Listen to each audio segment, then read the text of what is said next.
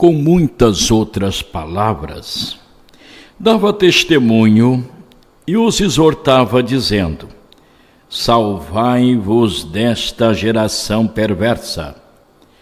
Os que de bom grado receberam a pregação do apóstolo São Pedro foram batizados, e naquele dia agregaram-se à igreja quase 3.000 novos crentes. E perseveravam na doutrina dos apóstolos, na comunhão, no partir do pão e nas orações. Em cada alma havia temor, e muitas maravilhas e sinais eram feitos pelos apóstolos. Todos os que criam no Senhor Jesus Cristo estavam juntos, e tinham tudo em comum. Vendiam as suas propriedades e bens, e repartiam entre todos, segundo a necessidade de cada um. E perseveravam unânimes todos os dias no templo, no partir do pão em casa. Comiam todos juntos com alegria e singeleza de coração, louvando a Deus e caindo na graça de todo o povo. E todos os dias acrescentava o Senhor à igreja de Jesus Cristo aquelas pessoas que deveriam serem salvas. O divino e sacro texto bíblico que vos fizemos leitura esta noite, encontramos registrado no 2º capítulo dos Atos dos Apóstolos, dos versículos 40 ao 47, um registro histórico da primeira pregação da igreja aqui na terra, depois da morte e ressurreição de Jesus. Todos nós sabemos que Jesus Cristo morreu no dia 14 de abril, ressuscitou no dia 17. Durante 40 dias, manifestou-se aos seus discípulos, pelo menos por 8 vezes. Os registros históricos apontam 8 manifestações divinas e sobrenaturais. Em uma delas, Jesus entra no cenáculo onde estavam orando e aparece, passa pelo telhado, pelo teto e desce no meio deles, de uma forma que manifesta-se no meio deles. Todos que estavam presentes, cerca de 500, imaginaram que tratava-se de um anjo ou de um espírito, mas não a pessoa de Jesus. O que ele, sabendo na sua presciência que eles pensavam isto, ele perguntou: por que estáis olhando para mim? Como se eu fora um espírito. Não sou. Eu sou o próprio Jesus, estou aqui em corpo. Olhe para as minhas mãos. Elas estão perfuradas pelos cravos. Olhe para os meus pés. Eles estão perfurados pelos cravos. Os cravos que me pregaram na cruz do Calvário. Olhe para o meu lado. E mostrou-lhe o lado perfurado pela lança de um soldado romano. Veja a minha fronte. Está toda marcada de espinhos pela coroa de espinho que me colocaram na cabeça. Logo sou eu mesmo, não sou um espírito. Então, por favor, tendes aí alguma coisa de comer? Eles disseram: temos, Senhor. Temos um peixe assado e temos um favo de mel. O que ele, tomando diante de todos eles, comeu. Ao comer, Jesus começou a dar-lhes as últimas instruções. Era o momento da sua ascensão ao céu, do seu retorno ao céu. Diferentemente dos profetas ou dos pseudos profetas, que de fato não são, os falsos criadores de religião ou os criadores de religiões falsas, Jesus veio do céu. Além de estar escrito na Bíblia, tem todas as provas documentais que ele veio do céu. Voltou para o céu. Jesus os conduz até Betânia, um pequeno bairro próximo a Jerusalém, cerca de 1.800 metros fora do muro, e os conduz até aquele lugar. Em Betânia, ele dá as últimas instruções aos discípulos, dizendo-lhes: vocês não saiam de Jerusalém. Isto aconteceu no 40º dia, depois da Páscoa. Não saiam de Jerusalém, fiquem em Jerusalém, orando, porque vocês serão batizados com o Espírito Santo não muito depois desses dias. Os discípulos lhe perguntaram: Senhor, quanto ao estado de Israel, tu haverás de restaurar o domínio do reino a Israel, visto que os romanos dominam sobre nós? Esta experiência deu-se no ano 33. Os romanos dominavam sobre Israel desde o ano 37 a.C. e já era 33 depois do seu nascimento. Logo, havia cerca de 70 anos de ocupação dos romanos sobre a Palestina. E eles lhe perguntam: restaurarás tu neste tempo o reino a Israel? Jesus lhes adverte solenemente: não vos compete estas questões políticas. Isto não é para vocês se envolverem. Vocês foram chamados para desenvolver atividades no reino dos céus. Estas coisas da política se desenvolvem no reino terreal, o reino dos homens, cujo domínio pertence ao diabo. Vocês foram tirados para fora, escolhidos para serem tirados do reino de Satanás, do domínio de Satanás. Se alguém de vocês antes possuiu qualquer ligação com a política, não se envolvam mais. Vocês serão tirados do reino do diabo para o reino dos céus. Logo, estas questões políticas não devem mais ser analisadas entre vocês, ou cogitada entre vocês. Mas vocês serão batizados no Espírito Santo. E ao receberem o batismo no Espírito Santo, vocês se tornarão minhas testemunhas em Jerusalém, em Samaria, uma referência às duas capitais do Estado de Israel, que neste tempo ainda o império não estava unificado. As duas capitais, a capital de Judá, que era então Jerusalém, e a capital do Estado de Israel, que era então Samaria. Também os dois reinos que foram divididos desde os dias do filho de Salomão, Roboão, até aqueles dias em Israel. Esta divisão dividiu Israel em dois impérios: o Império do Sul, cuja capital era Judá, e o Império do Norte, cuja capital era Samaria.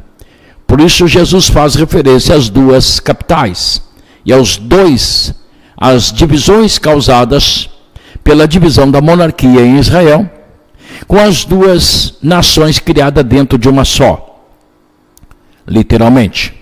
Então Jesus está dizendo para eles: vocês serão minha testemunha em Jerusalém, também em Samaria, toda a Judeia e até os confins da terra, até o fim do mundo, até a última nação, o último recanto, até os polos sul e norte, nas regiões geladas do mundo.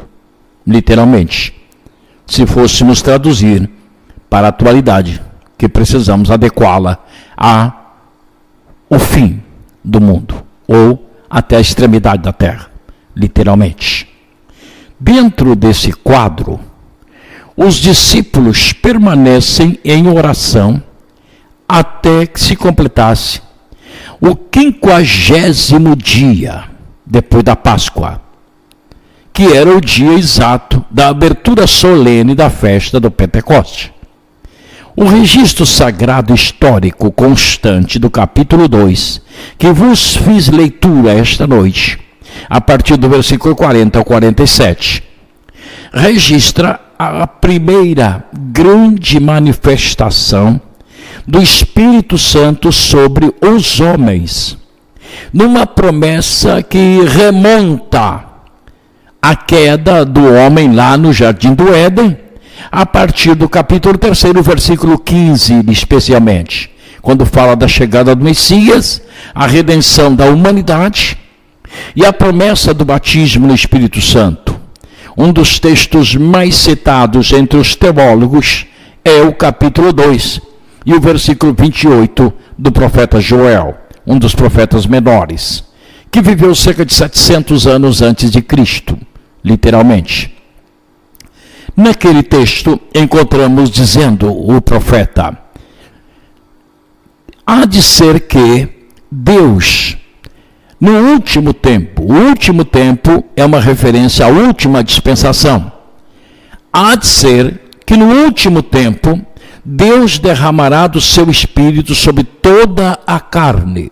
Toda a carne é uma referência à diferença ou diferentes grupos étnicos e linguístico, por consequência, literalmente, entre as três grandes raças que existem sobre a face da terra. Literalmente, o semitismo, que são os brancos, os amarelos, literalmente, e também os de pele negra. São as três grandes separações pela cor da pele que existe na história da humanidade. Tudo isto iniciou, historicamente, por ocasião do dilúvio. Até o dilúvio, toda a humanidade tinha uma única cor da pele. Ou no princípio da criação, a cor da pele era uma só para todos. O texto ou o termo Adão deriva de uma raiz que quer dizer homem de pele vermelha, ou que pela pele se pode visualizar o sangue vermelho no seu interior, no interior da pele. O termo Adão se identifica e se define por esse termo, literalmente. Quando Caim matou seu irmão, Abel, no primeiro homicídio que encontramos na Bíblia Sagrada, no livro da Gênesis, capítulo 4, a partir do versículo 11, e o registro histórico disto descreve que Deus pôs uma marca em Caim. Os filhos de Caim já nasceram com uma mutação na cor da pele, uma alteração na cor da pele. E esta alteração tornou-se genética, porque transmitiu-se de famílias em famílias.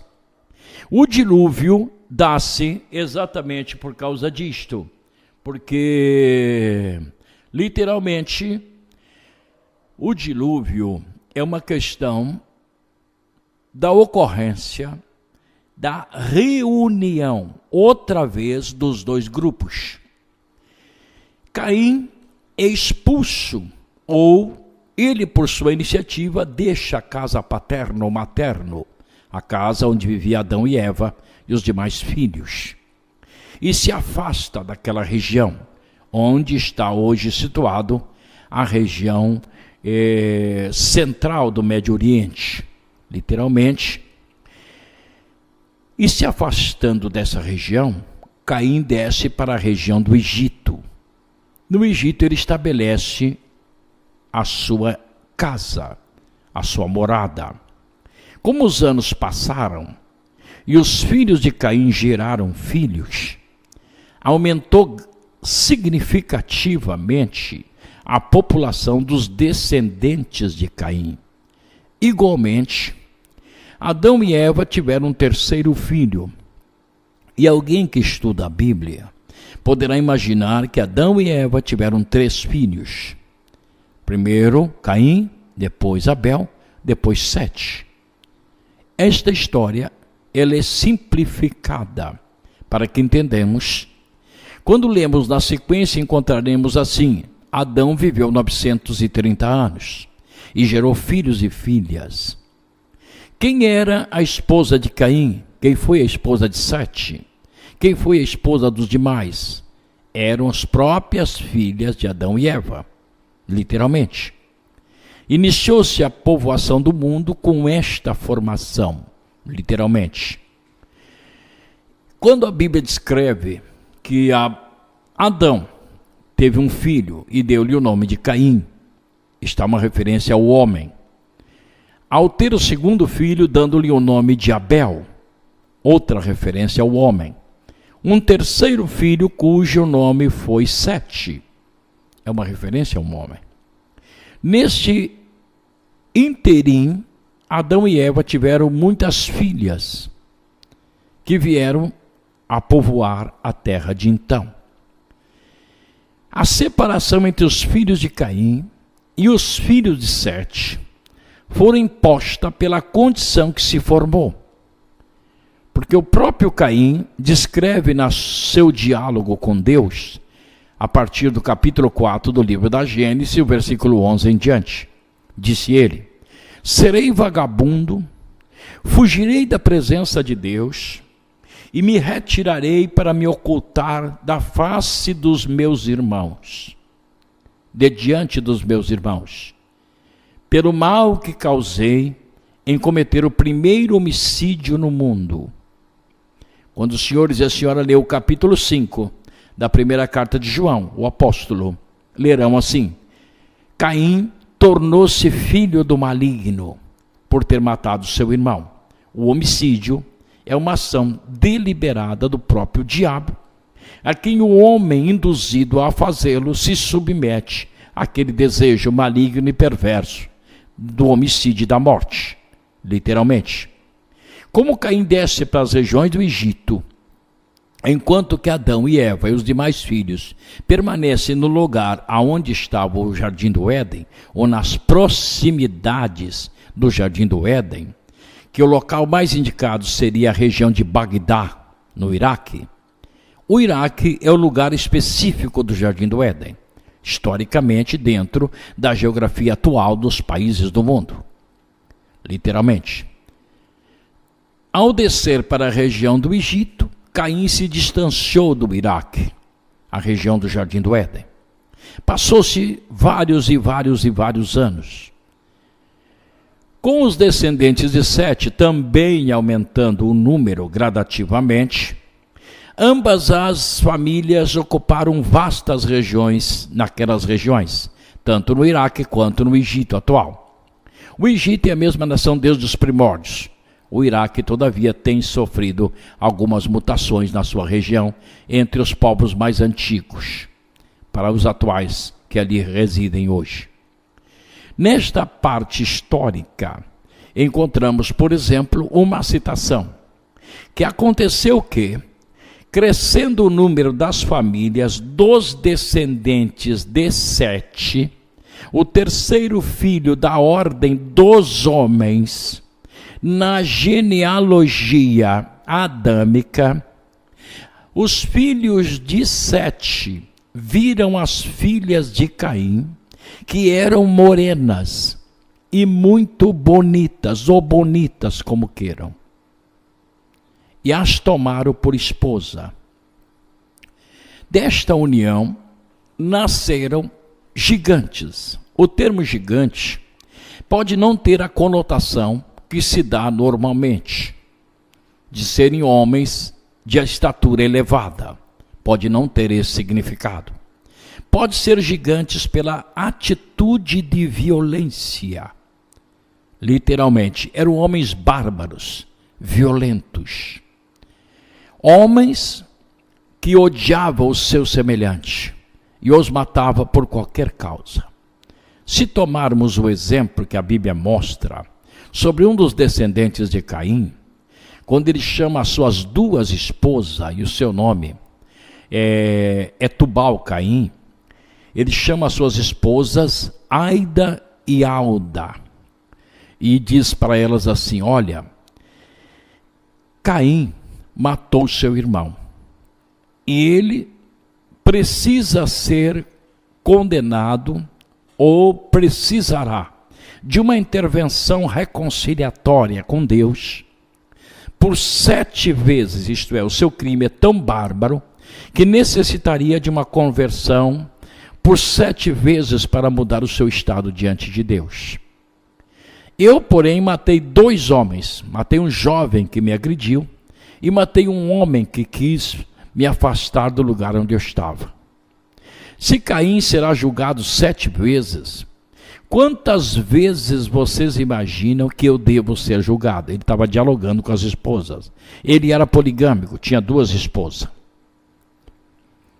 A partir desta cogitação, os senhores e as senhoras podem concluir que a questão da violência está atrelada a uma questão genealógica, literalmente a uma genealogia.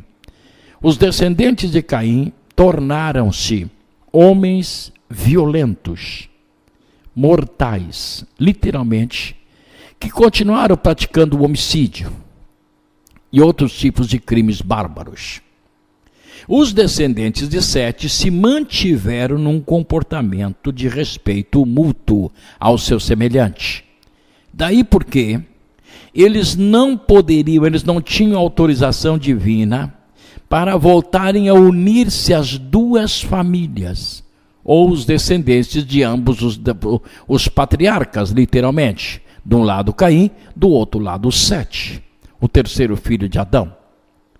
Com a união entre as 2 famílias, rompeu-se o princípio da santificação ou da separação do mal. Ao romper-se o princípio, Deus não tinha mais nada a fazer.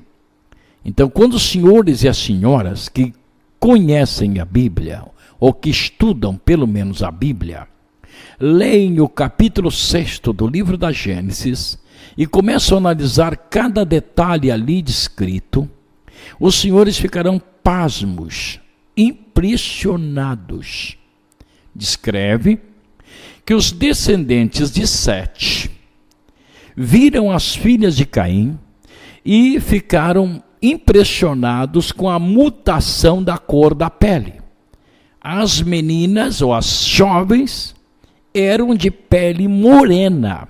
O termo moreno é uma alteração da cor original da pele, que era vermelha, ou branco, como se utiliza-se normalmente, que nada tem de branco. Literalmente, a raiz do termo Adam parece que é mais correta.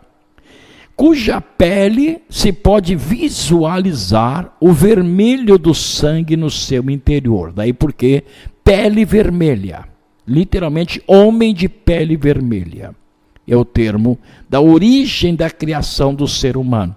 Quando Deus formou o homem, no livro da Gênesis, no capítulo 2, a partir do 7º versículo, os senhores entenderão. Quando a Bíblia descreve, Deus tomou a lama da terra, o pó da terra, a areia, e moldou um boneco, soprando nas suas narinas o espírito de vida, ou a roache, como queiram, na língua hebraica, ou pneuma, como queiram, na língua grega.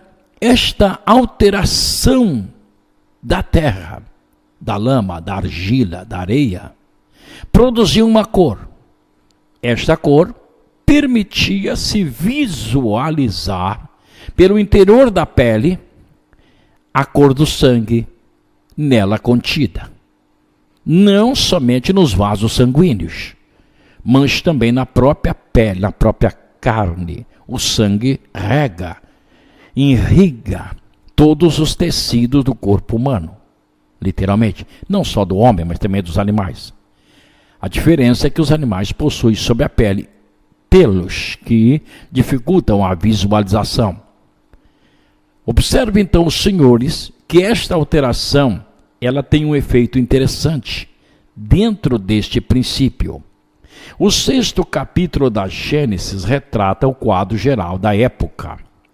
Viu Deus que o sentimento dos homens era mau continuamente. Isto é, a presciência de Deus constatou, e ele conheceu pela sua esta capacidade de conhecer todas as coisas previamente, que os homens iriam sempre males, ou maus.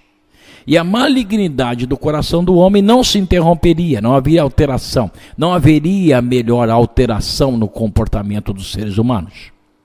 Os homens eram violentos, o homicídio era uma das atitudes daquela época, geral entre eles. Os crimes bárbaros se acumulavam, derramava-se sangue inocente na terra e o sofrimento era muito grande das pessoas, por causa da crueldade dos seres humanos daquele período. E Deus, então, não vendo possibilidade de mudança, interviu pela primeira vez no mundo de então. Quando Jesus Cristo registra aquele período na sua mensagem dos seus dias aqui na terra, e referindo-se à sua volta, o seu retorno ao mundo para arrebatar a igreja, ele faz uma referência àquele estado da época, ao estado em que vivia a humanidade nos dias anteriores ao dilúvio. Por isso Jesus descreve: quando vier o Filho do Homem, os acontecimentos no mundo será semelhante aos dias anteriores ao dilúvio, onde as pessoas comiam, bebiam, casavam-se e davam-se em casamento. O comportamento daqueles dias era literalmente voltado para o sistema que se desenvolvia no dia a dia do ser humano. Ninguém se lembrava de Deus, ninguém atribuía a Deus nada. Não necessitavam da proteção de Deus e deles haviam se esquecido. Literalmente haviam se esquecido de Deus. Diante desse quadro, Jesus cita assim: assim como foi nos dias de Noé, será também nos dias da vinda de Jesus Cristo, Filho do Homem. Naqueles dias, comiam, bebiam, casavam-se e davam-se em casamento. Eles não perceberam nenhuma mudança no mundo. Não obstante, Noé ter demorado 120 anos construindo a arca que os salvaria. Mas nada disto lhes interessou, nada disto lhes motivou a descobrir, ao menos perguntar: por que o Senhor constrói um barco tão imenso como este? Nunca nenhum deles se interessaram. Eles viviam apenas o dia a dia, os hábitos diários, do costume que já haviam formado e acostumado-se a praticar. Literalmente, comer, beber, casavam-se e davam-se em casamento. O termo casar-se é uma referência aos homens, aos jovens do sexo masculino. Dar-se em casamento é uma referência às jovens do sexo feminino. Literalmente, dar-se é o princípio que se atribui o direito aos pais, ou a influência, ou a autorização. Por isso as jovens são tratadas aqui de forma diferenciada dos jovens. Casavam-se e davam-se em casamento. É algo tão incrível a história da Bíblia Sagrada. Por isso que o capítulo 1 da carta aos Coríntios possui algo interessante. Quando Paulo descreve o Evangelho, ou apresenta o Evangelho como o poder de Deus, e na sequência, Paulo faz aí uma referência à sabedoria do mundo. A sabedoria dos homens, aquilo que nós adquirimos nas escolas, nas universidades. Mesmo quando as pessoas se pós-graduam ou alcançam doutorado, todo esse conhecimento é loucura, é coisa louca, porque todo ele vem do diabo. E priorizar as coisas ou dar alto valor àquilo que o diabo cria, que o diabo criou, que o diabo introduziu, induziu e introduziu aos seres humanos, é uma loucura. Literalmente é uma loucura. Vejam os senhores que há um comportamento geral em todas as nações do mundo que separa os dois grupos. A humanidade está dividida em dois grupos: os que possuem curso superior e os que não possuem. Em todas as atividades profissionais do mundo, se separa os homens em duas classes, os que possuem curso superior e os que não possuem. Como se os cursos superiores alterariam o comportamento, o sentimento das pessoas. Ao passo que eles produzem nas pessoas um estado de loucura, de desvario. Desvario é o termo. Literalmente uma obstinação desvairada. Então os cursos superiores é uma tragédia. É uma coisa diabólica, literalmente é uma instrução diabólica do diabo, de Satanás e dos seus demônios, com intuito bem definido, oprimir o resto das pessoas. Lembre-se sempre que Jesus destacou as obras do diabo: matar, roubar e destruir. Vejam os senhores que os mais altos níveis salariais do mundo são atribuídos às pessoas que possuem cursos de nível superior, doutorado ou pós-graduação, ou pós-doutorado, como queira. Elas por si só adquirem uma remuneração infinitamente maior do que as dos demais, ainda que são os outros que mantêm a economia do mundo, não são eles só destroem. Essas pessoas portadoras de curso superior só destroem a economia do mundo. São os maiores ladrões da face da terra. São os seres mais obstinados para o mal na face da terra. São os piores seres humanos que se conhecem na face da terra. Se tomarmos o exemplo da medicina, o grande filão econômico da medicina são as clínicas de aborto, crimes locais aonde se pratica crimes hediondos. Literalmente, crimes hediondos. Em todo o mundo, as clínicas de aborto são aonde os médicos obtêm a maior remuneração que se pode auferir dentro da profissão da medicina, para matar.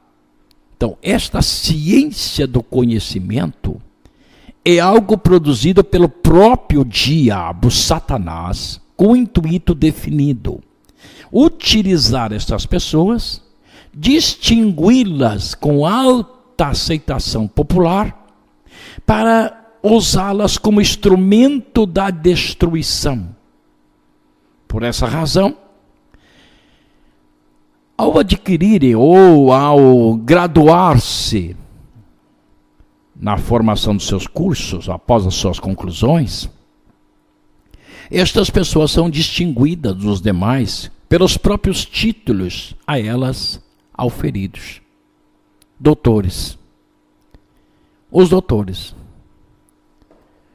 Literalmente, a ele se destaca, ou dá-se a essas pessoas, uma distinção especial para afastá-la ou defini-las em um estado superior para que sejam tratadas e respeitadas em um nível superior.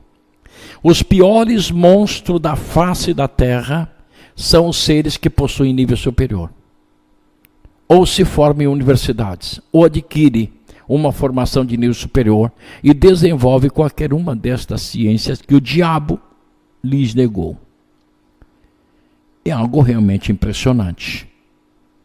Quando estudamos o apóstolo Paulo descrevendo no capítulo 1 da carta aos Coríntios, a partir do versículo 18, quando ele separa o evangelho como a sabedoria de Deus e a ciência do mundo, dos cursos universitários, como a sabedoria do diabo. Então não sou eu que defino a questão do conhecimento transmitido através do legado que se forma pelos níveis de universidades atuais ou anteriores, como uma ação diabólica. É a própria Bíblia que define como uma sabedoria do diabo, introduzida com o intuito já pré-determinado.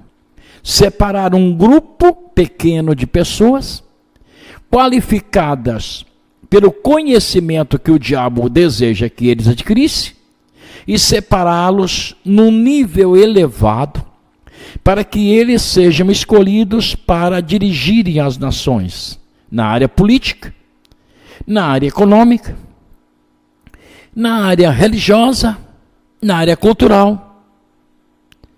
Todo o poder do mundo hoje, toda a autoridade no mundo de hoje, quer nas nações ricas ou pobres, está alcançada através destas pessoas que possuem qualificações de nível superior ou formação universitária, literalmente. Pobre nunca jamais ascenderá ao governo. Pobre não. Se ascender, é apenas uma fachada, é usado como uma fachada, mas por trás dele existe uma potência para levá-lo àquela condição. Por trás estão os organizadores do sistema, literalmente, na questão política, na questão administrativa, na questão social, na questão econômica e até mesmo na questão religiosa. As religiões, aparentemente, deveriam ser instrumentos de Deus para o bem. Já provamos aqui nesses microfones que Deus só possui uma religião no mundo. Só uma religião. É o cristianismo bíblico, ou o cristianismo ortodoxo, ou o cristianismo verdadeiro. Todas as demais religiões são do diabo. Foram maquinadas pelo diabo, foram montadas pelo diabo. Foram organizadas pelo diabo. Com o mesmo intuito empregado para a separação dos homens a partir dos níveis do conhecimento legado, dos chamados cursos médicos, cursos médios melhor, e cursos de nível superior, separando as pessoas em classes, literalmente. Por essa razão, quase todas as pessoas que possuem nível superior e conseguem cursar um curso universitário, por exemplo, são pessoas que possuem um determinado recurso econômico, uma atividade bem remunerada. Ou são funcionários públicos, ou são empresários industriais, ou alguma pessoa voltada à área que favorece economicamente aquela profissão ou aquela função. Literalmente. Então, a grande massa de estudantes universitários hoje do mundo são pessoas que ascendem de famílias abastadas ou com condições econômicas vantajadas em relação às demais famílias da terra. Nisto só e por isto só, nós encontramos uma sequência dentro da prescrição bíblica e da prevenção bíblica na questão do bem e do mal.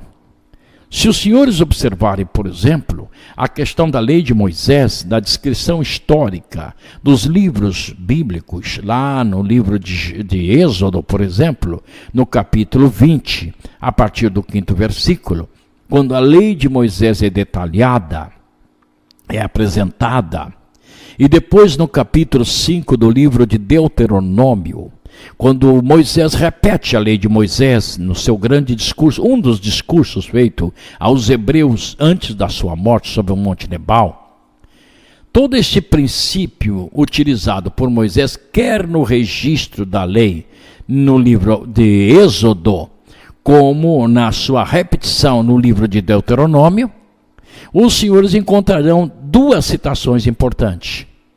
Deus dirigindo-se aos descendentes das pessoas que lhe amam e lhe obedecem, cumprindo a sua lei.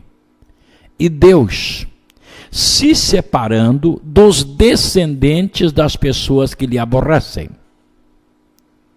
Então são dois comportamentos. Se tomarmos o capítulo 6 da carta escrita por São Paulo a Timóteo, a primeira carta, que foi escrita antes da sua morte, Paulo morreu no ano 67, na era cristã, e as últimas duas cartas que ele escreveu foi a primeira e a segunda carta a Timóteo. as cartas da prisão, da sua segunda prisão. Paulo esteve preso 2 vezes em Roma. Já havia sido preso em Jerusalém, de Jerusalém conduzido a Cesareia, onde passou 2 anos preso, depois levado a Jerusalém, aliás a Roma, passou 2 anos preso, foi julgado, posto em liberdade, foi à Espanha. Depois da Espanha voltou em Éfeso, onde é preso outra vez, conduzido a Roma, e pela segunda vez é preso em Roma. Dali é sentenciado à morte no ano 66 final, ou 67, mês de abril mais precisamente, por Nero, o imperador romano. Vejam, senhores, que muitos dos historiadores daquela época atribuíram a queda de Jerusalém, por exemplo, a este feito: a destruição de Roma, com a cidade posta a fogo por ordem de Nero, por causa desse juízo de Deus sobre ele pela morte do apóstolo Paulo. Paulo não morreu sozinho. Paulo foi morto com alguns dos seus cooperadores, entre eles, provavelmente, Lucas, o médico, porque o Evangelho de São Lucas é interrompido abruptamente no capítulo 28, com alguém que deixou de existir, ou nunca mais escreveu, ou desapareceu do mundo. Literalmente. Isso nos leva a crer que ele foi morto juntamente com Paulo na sua execução. Pelo menos 4 dos discípulos de Paulo que estavam com ele foram mortos junto com ele, naquela execução.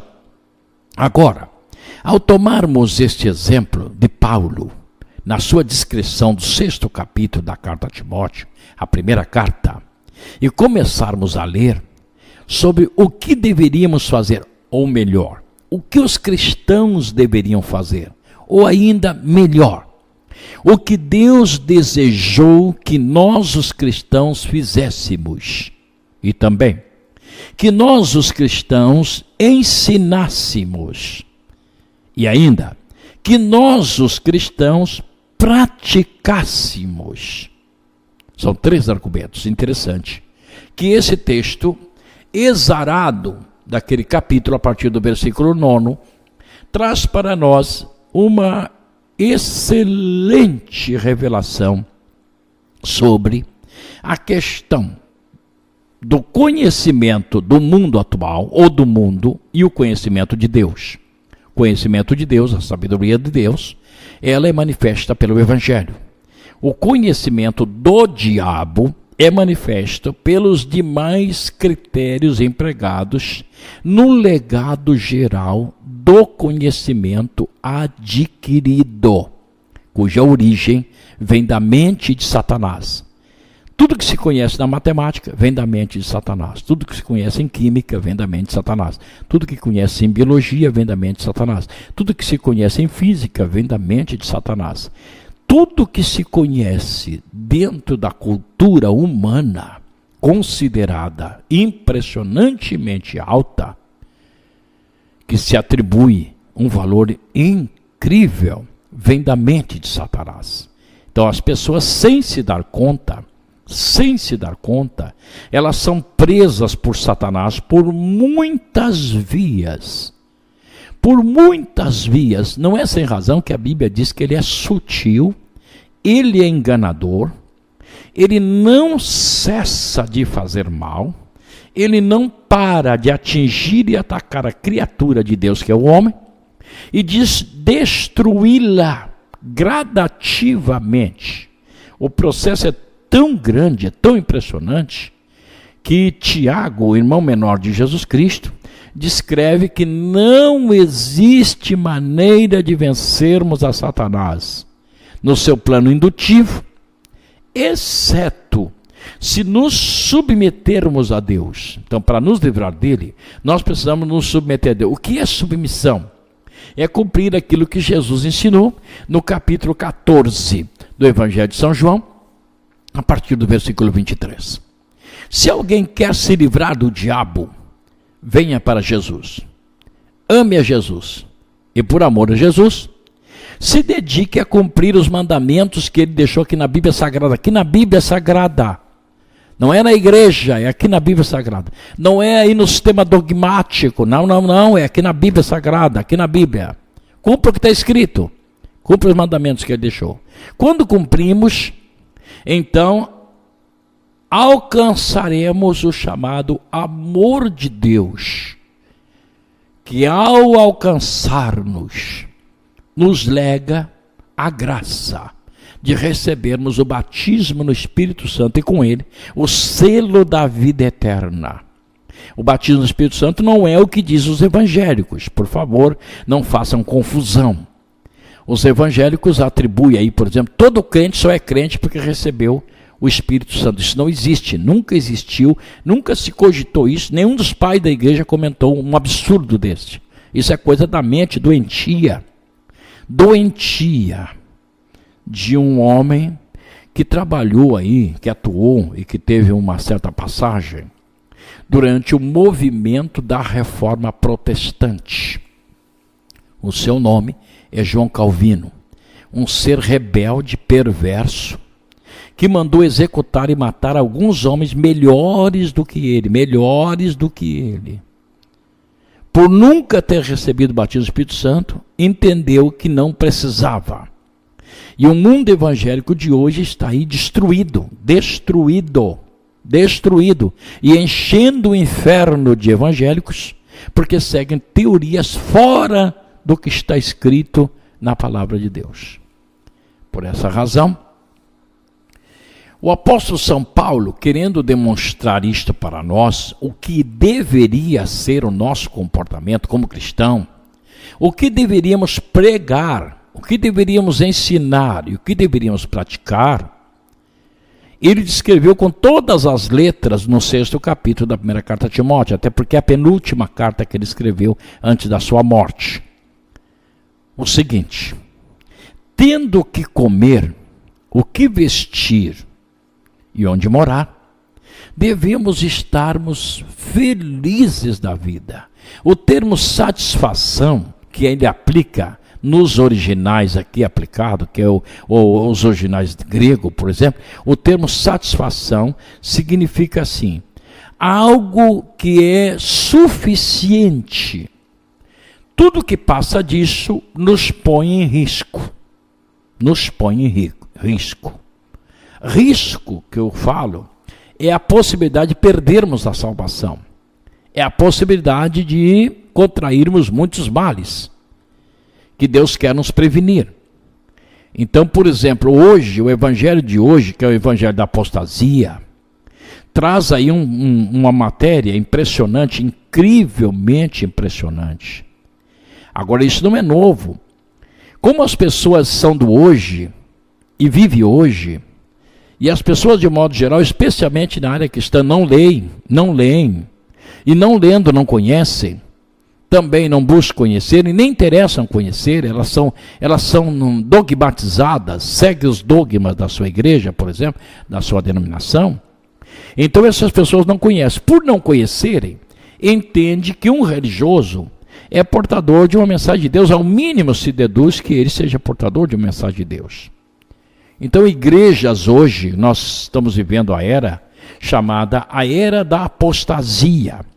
A apostasia é o evangelho proposto pelos demônios, que alterou o sentido do evangelho verdadeiro, com o intuito de levar as pessoas de dentro da igreja diretamente para o inferno. Este é o intuito dos demônios, do diabo, e ele está conseguindo isso em toda a plenitude. Tem igrejas de hoje que todas as mensagens são cunhadas pelo diabo, são marcadas pelo diabo. Já traz a marca de Satanás, já traz impresso ali o carimbo de Satanás. Por exemplo, a prosperidade econômica, largamente difundida no seio das igrejas neopentecostais, são os novos pentecostais. Aí está a Universal do Reino de Deus, Mundial do Poder de Deus e outras tantas neopentecostais. A doutrina dessas igrejas são de origem maligna. Pode parecer um absurdo. Pode lhes parecer um absurdo, mas realmente são de origem maligna. Quando estudamos a Bíblia, elas diferem plenamente do que a Bíblia ensina. A sua atitude é manter as pessoas vinculadas ao mundo, com o intuito único de manter as pessoas fora da promessa de Deus. O capítulo 12 da carta aos Romanos abre para nós um detalhamento incrível sobre a necessidade da separação de tudo que há no mundo, Já vos citei que a ciência do conhecimento, a chamada ciência do conhecimento adquirido, provém de Satanás. Já vos citei isto, e não é uma vez, nem duas, nem três, várias. Toda a ciência do conhecimento humano vem de Satanás, da mente de Satanás. Então não é essa ciência que vai nortear a nossa vida espiritual. Não pode. Segundo, a orientação divina sugere que se nós não nos separar do mundo, nós não seremos jamais salvos. Já não é uma questão aí de sermos melhores do que os outros, ou bonzinhos, ou portador de uma condição mais favorável em relação aos outros. Não é isto. Não se trata disto. Se trata exclusivamente de uma questão: salvo ou perdido. Salvo ou perdido. Literalmente. O capítulo 12 da carta aos Romanos, o apóstolo São Paulo cita algo interessante. Rogo-vos, pois, irmãos, que apresenteis os vossos corpos em sacrifício vivo, santo e agradável a Deus, que é o vosso culto racional. E não vos conformeis com este mundo, mas transformai-vos a vós mesmos pela renovação do vosso entendimento, para que experimenteis qual seja a boa, santa e agradável vontade de Deus, que é a separação do mundo. O apóstolo São João, no seu capítulo 2 da sua primeira carta, a partir do verso 15 e 16, ele detalha a mesma coisa: não ameis o mundo e nada que existe nele. Se alguém amar o mundo, perderá a proteção de Deus.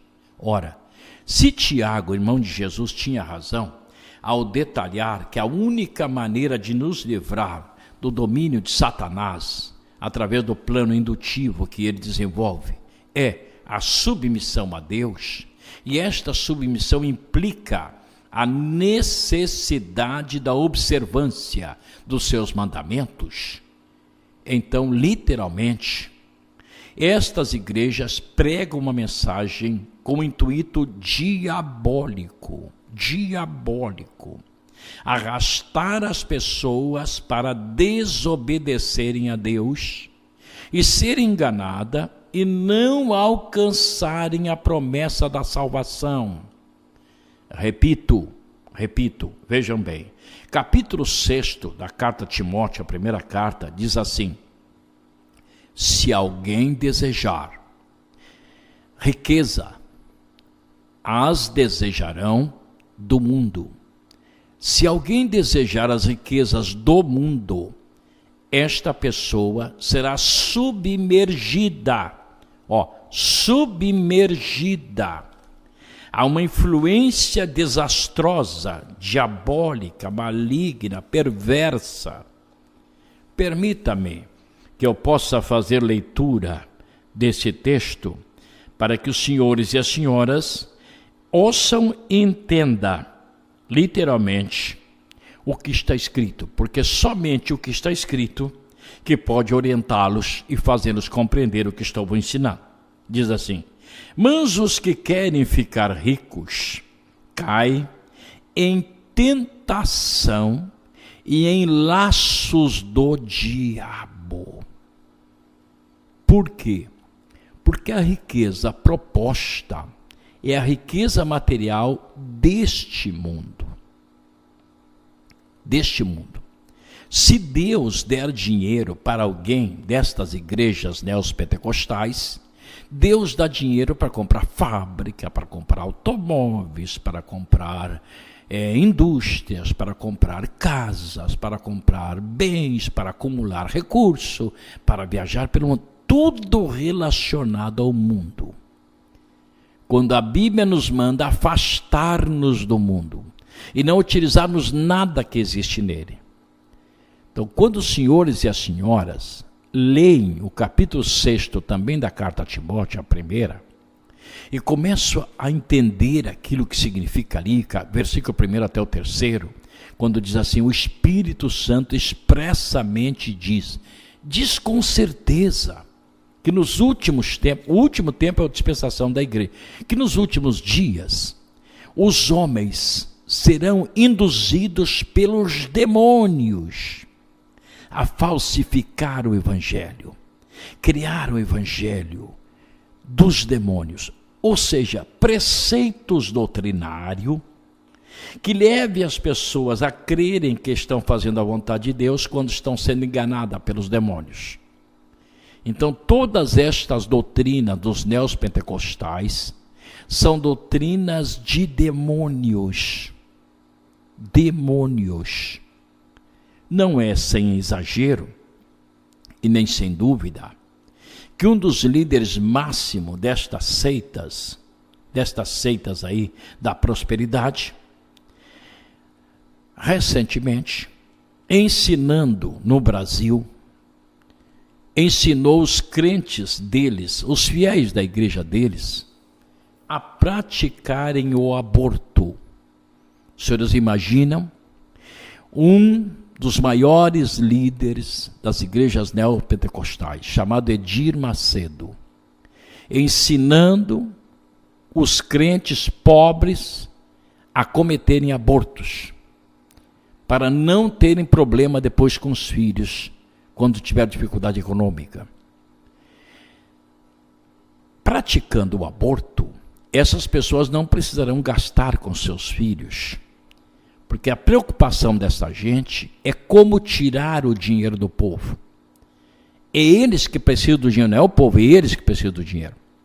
Então, se alguém vai ter um filho e planeja este filho, vai ter que conseguir arrumar a roupa, um quarto para a criança, adequá-lo com móveis adequados, isso vai gastar dinheiro, e não vai ter dinheiro para dar para a igreja deles. Então, se isto é um empecilho, para os pobres é melhor cometer aborto mesmo. Mas aborto é um crime hediondo. Aborto é um crime letal, mortal. Aborto é um pecado gravíssimo diante de Deus. Se alguém é de Deus e ensina o caminho para o céu, jamais aceitaria o aborto. Jamais. Jamais, primeiro. Segundo, jamais poderia induzir as pessoas a praticar aborto. Os pecadores praticar aborto. Os bandidos criminosos praticar aborto. Jamais. Pela sua rejeição ao mal. Esta deveria ser a característica. Esse líder, dito evangélico entre aspas,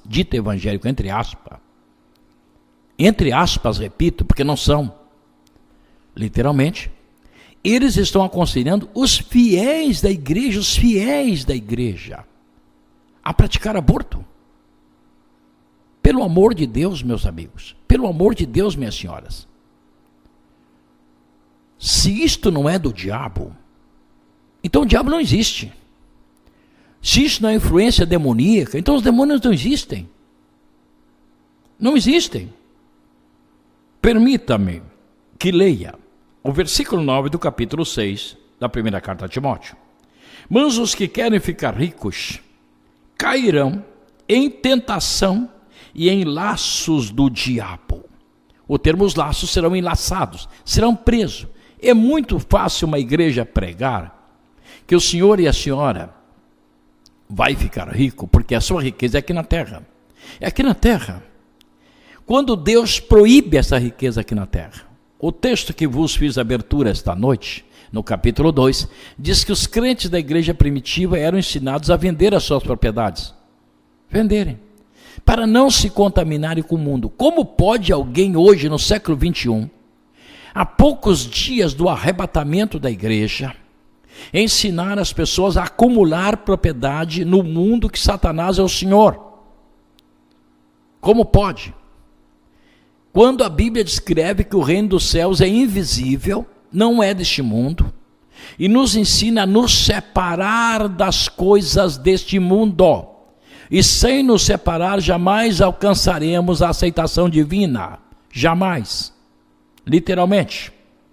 Seguindo, Paulo continua dizendo: mas os que querem ficar ricos cairão em tentação e laços do diabo, e em muitas concupiscências, desejos loucos e nocivos, destruidor das suas almas.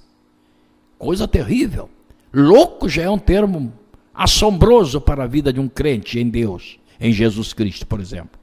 Mas nocivo, destruidor, veneno mortal, letal, não, senhores. Não é este o caminho. Estas coisas, estes desejos de ficarem ricos, vai afundar os homens na perdição e na condenação eterna. Então, meus amigos e minhas senhoras que me ouvem, que são destas igrejas neopentecostais da prosperidade, os senhores e as senhoras estão caminhando para o inferno, ajudado por esses santinhos que a senhora pensa que é santinho, que o senhor pensa que é santinho, esses anjinhos sem asa, que tem um nome que a senhora não sabia, que o senhor não sabia, que chama-se demônios, diabo, Satanás, que induz os homens a praticarem isto. Por essa razão, quando recorremos à lei de Moisés para descrever a diferença entre pessoas e pessoas e os comportamentos delas, está relacionada a esse padrão de transmissão que vem de um legado através do sistema genético, da transmissão de pais para filhos do bem ou do mal. Por exemplo, todos os idólatras, e 100% dos católicos são idólatras, todos eles estão debaixo de maldição. Não é por mim, eu não amaldiçoo ninguém, é a Bíblia que amaldiçoa. Não sou eu, é o próprio Deus da Bíblia que faz isto. Então, capítulo 20 do livro de Êxodo, a partir do versículo 5º, está descrito: jamais, repito, jamais fareis para vós imagem de escultura alguma, nem pintura alguma, nem outra imaginação de seres, quer aqueles que sejam os que estão nos céus, nem de Deus, nem de Jesus, nem dos anjos, nem de arcanjo, nem de serafins, nem de querubins, nem de criaturas que viveram aqui na terra. Maria, José, Pedro, Paulo, os apóstolos, os pais da igreja, de ninguém. Também jamais retratareis nenhum ser criado, nem de animais, nem répteis, nem coisa nenhuma. O dia que vocês criarem uma imagem de qualquer coisa que há no céu, ou que presumivelmente possa estar no céu, vocês serão amaldiçoados. O termo é amaldiçoado. E estas pessoas serão consideradas por Deus como suas inimigas, pessoas a quem Deus odiará. Que coisa incrível é a influência dos demônios. Que incrível é esta ação dos demônios no mundo das religiões. Vejam, senhores. Logo, quando se cria a imagenzinha de um anjo, por exemplo, a mente do ser humano, que é voltada a ver alguma coisa para crer, nós somos voltados a ver para crer. Jesus disse para Tomé que a grande dádiva do homem, ou a grande capacidade do homem, ou a grande virtude do ser humano, é crer no que não vê. Crer sem ver. Mas que nós somos tendentes a crer no que vemos. Isto é verdade. Por essa razão, todo este processo religioso que insere imagens, um anjinho, por exemplo, um anjinho, a imagem de um anjinho, cria essa imagem de um anjinho, uma pintura de um anjinho, cria alguma coisa e põe lá em um santuário, em um lugar, põe na casa de alguém, Aquele anjinho, em princípio, dá-nos a impressão que, por ser um ser divino que está no céu, pode nos trazer bênção. E a maioria da humanidade imagina assim, que pode trazer bênção para a família, para a casa, para a pessoa. Todavia, a forma desse anjinho, quer em pintura, quer em escultura, ele vai trazer maldição para a sua casa. E não é só para a sua casa, meu amigo, minha senhora. É para vocês, o casal. É para os vossos filhos que estão vivos. É para os filhos que nem nasceram ainda. E essa maldição vai se estender sobre os seus netos, bisneto e tataraneto. A Bíblia descreve que serão malditos os seus descendentes até a 4ª geração. A 3ª e a 4ª geração. Então precisaria passar 4 gerações de um idólatra para que outra vez houvesse possibilidade destes idólatras alcançarem a salvação. Porque debaixo de maldição é impossível que os idólatras alcancem salvação. É impossível. Talvez aí o tataraneto de um idólatra pode estar livre dessa maldição e alcançar a salvação da sua alma. Por essa razão, os católicos se mantêm católicos por gerações, por gerações. Historicamente, no Brasil, existem famílias que são católicas por 200 anos. Nós temos conhecido várias. Por 200 anos, onde a totalidade dos membros dessa família se mantém ligada ao catolicismo até hoje. Claro, são famílias de políticos, ligados à política, ligados à questão econômica, ligada a grandes empresas brasileiras. Por causa dos bens materiais que vincula eles também ao domínio do diabo. Os bens materiais não são bênção de Deus. Talvez o senhor pense assim, os bens materiais é a bênção de Deus, é a prosperidade de Deus. É do diabo, meu amigo. É do diabo, minha senhora. E eles lhe prenderão ao diabo, com o diabo. Por causa dos materiais, o diabo vem buscar o que dele? Esse mundo é do diabo. O capítulo aí 5, versículo 19... da carta de João diz que o mundo jaz no maligno, está sob o seu governo, sob a sua influência. O 6º capítulo da carta de Efésios descreve que ele governa, é ele que governa, é ele que governa. É ele que dita as ordens, é ele que diz o que fazer. Porque se fosse Deus, não haveria o que existe no mundo de hoje, minha senhora. Isso é uma questão simples. Aonde Deus governa, será que há injustiça? Aonde Deus governa tem um grupinho de gente que domina sobre milhões de pessoas. Há um grupinho de pessoas perversas que decide a sorte de milhões de outras pessoas. Centenas de vezes melhor do que elas que dirigem a nação. Será que é possível? Se fosse o governo de Deus? Claro que não. É simples. É só usar a sua mente, minha senhora. É só usar a sua mente, meu senhor. É só pensar racionalmente, não ser induzido, não deixar ser induzido por propaganda. Propaganda vindo das trevas, claro, do diabo, literalmente. Literalmente. Por essa razão, sempre estaremos unificando essa questão num princípio sequencial. Imagine o senhor, se um casal de católico, vamos citar um exemplo, vamos citar o catolicismo, porque é o cristianismo mais idólatra que existe, e não tem nada a ver com o cristianismo bíblico. Então vamos citá-lo como exemplo. Um casal de jovens se casa, não tem filhos. Casaram-se, vão formar a sua família, consegue um apartamento, uma casa, vão residir e planejam o futuro dos seus filhos, mas são idólatras. Os filhos não nasceram. Se não nasceram, dentro da ideia racional da religião, eles não têm pecado. Até porque o catolicismo ensina que as crianças que não nasceram, ou ao nascerem, não têm pecado. Criancinha pequena não tem pecado. Eles ensinam porque eles não conhecem a Bíblia e não praticam a Bíblia.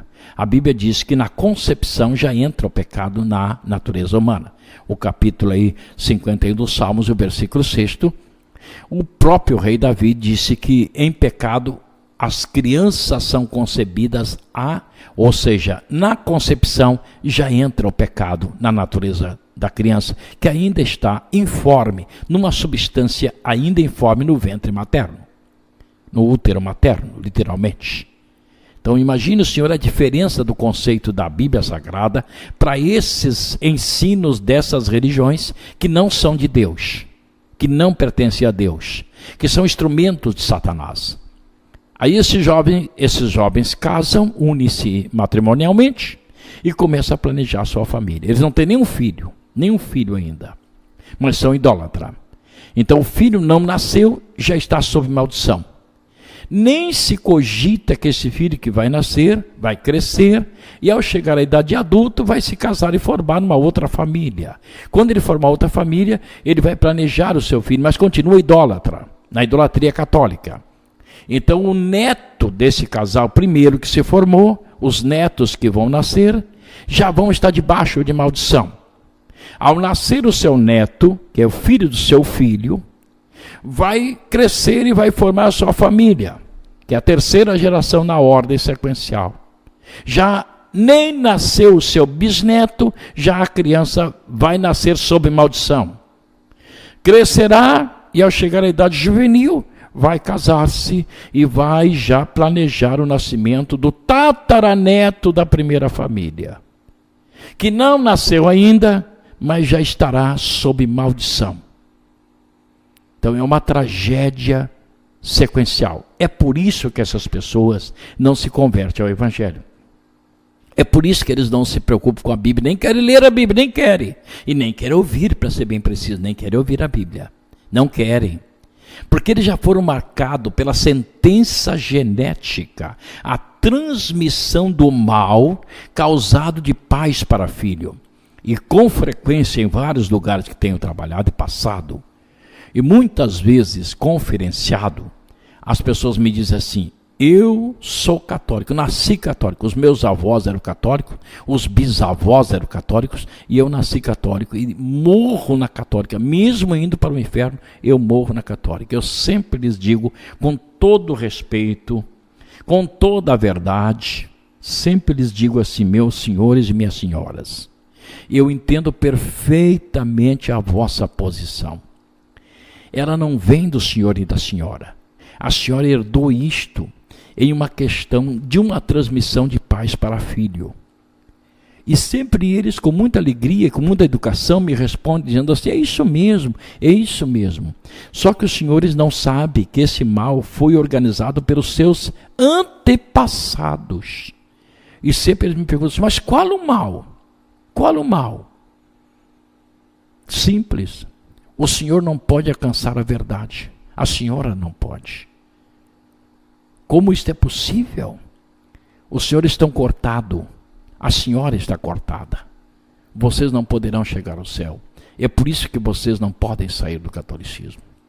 Vocês foram marcados pela maldição transmitida pelos vossos antepassados, que foram idólatras, como a senhora é, como o senhor é, idólatra. A idolatria gera morte, não para a pessoa. Ela já traz a morte ao nascer. Já nasce morta, e cresce morta, e morre morta, literalmente. Foram mortos pelos delitos e pecados. Aí o senhor e a senhora precisa ler aí o capítulo 2 da carta a Timóteo, o primeiro e o segundo versículo, que é estarrecedor. Toda a humanidade é formada de pessoas mortas. Mortas. Por que alguém é muçulmano? Porque é morto. Nunca viveu. Já nasceu morto. E continua morto. Já nasceu morto. Continua morto. Literalmente. É o que está escrito na Bíblia. Nós os cristãos verdadeiros. E quem está escrevendo isto é o apóstolo São Paulo. Quem é que diz que o apóstolo São Paulo era de Deus ou do diabo? Era de Deus. Todos nós sabemos, os católicos sabem. Até os muçulmanos sabem que o apóstolo São Paulo era de Deus. Grande apóstolo de Deus. Agora veja, ele diz assim, ó, nós, incluindo-se a ele próprio, nós, eu, o apóstolo Pedro, o apóstolo São João e os demais apóstolos, nós, estávamos mortos em nossos delitos e pecados, separados de Deus. Nós estávamos mortos. E Deus nos trouxe a vida. E a história de Paulo é muito interessante. Se o senhor tiver sua Bíblia, abra para o capítulo 9 dos Atos dos Apóstolos e leia a história de Paulo, para o senhor saber quem ele era. Não era um homenzinho qualquer. Ele era o maior teólogo da sua época. Ele era também senador da República e ele era membro da Corte Superior. Era um juiz membro da Corte Superior. Não era um homenzinho qualquer. E ele disse assim: nós estávamos mortos em nossos delitos e pecados. E Deus nos vivificou quando nós aceitamos o Evangelho de Jesus de Nazaré, o Evangelho da Bíblia. Quem é que não sabe? Talvez o senhor esteja aí pensando que o senhor sabe alguma coisa. Talvez o senhor imagine assim: mas Paulo era católico. Jamais, jamais. Paulo combateu a idolatria. Paulo combateu a prática da idolatria. Paulo chamou essa idolatria de demoníaca, diabólica. Paulo chamou de cultos aos demônios. Isto é, submissão aos demônios. Para criar um modelo assim favorável. Para ajudar o diabo na sua missão de lançar gente para dentro do inferno. Por isso, quando estudamos a Bíblia Sagrada e interpretamos aqui algumas coisas bíblicas, talvez muitas pessoas ficam desconfortadas, outros ficam até meio indignados, outros ficam numa situação complicada consigo mesmo, imaginando, mas por que não consigo entender isto? Porque falta lugar para o Espírito Santo no seu coração. O seu coração está escuro, obscuro, por isso que Paulo diz: nós estávamos mortos em nossos delitos e pecados, que praticamos ou praticávamos antes de crermos no Evangelho verdadeiro, ortodoxo de Cristo. Vejam bem, como os demais estão mortos, nós também éramos dominados pelo príncipe deste mundo, o principado, as potências, os governadores desse mundo. Não são seres humanos, meus amigos, minhas senhoras. O 6º capítulo da carta aos Efésios diz: a nossa luta não é contra a carne, contra a sangue, não é contra o ser humano. Os seres humanos são pessoas boas, os governantes são pessoas boas. São espíritos demoníacos que influenciam os governos para destruir o homem, destruir a humanidade, levar a pobreza, a miséria, a fome, a miséria e a morte. O seu alvo é a morte, matar essas pessoas antes de alcançar o Evangelho da salvação de Jesus Cristo. Literalmente. Agora imagine, todos os demais estão também sob o domínio deste príncipe das potestades do ar, da fortaleza do ar, que se aloja nos ares, no mundo espiritual da maldade. E a senhora vai se livrar disso? Só tem um caminho: aceitar a Jesus como seu Salvador, tomar uma Bíblia e praticar o que está nela. Não existe outra possibilidade. Saia de trás destas campanhas que o diabo está lançando para a senhora, para o senhor, de uma prosperidade no mundo. É o mesmo demônio que opera nas outras religiões, é o mesmo demônio. É o mesmo demônio que engana no catolicismo, no islamismo, no budismo, no hinduísmo, no animismo, que engana as pessoas. É o mesmo demônio que engana nos evangélicos da prosperidade. É o mesmo demônio disfarçado com uma face nova. Um evangelho pentecostal que não é pentecostal. O nomezinho é ser atraente para que as pessoas se atraiam a ele. Mas que trabalha só com prosperidade. Não é para os outros, é para eles mesmo.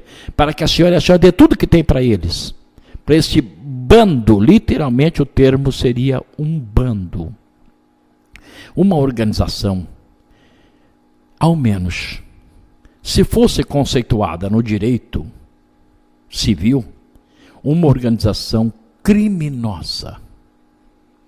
Biblicamente, uma ação de demônios, planejada, organizada, para enganar e finalmente arrastar as pessoas para o mesmo abismo que as outras religiões estão arrastando. Volte a ouvir-nos amanhã, 22 horas, através da Bíblia. Ore conosco, nosso Pai e nosso Deus, a bênção da vida, a bênção do perdão, da salvação e da libertação deste engodo de Satanás, desse engano dos demônios.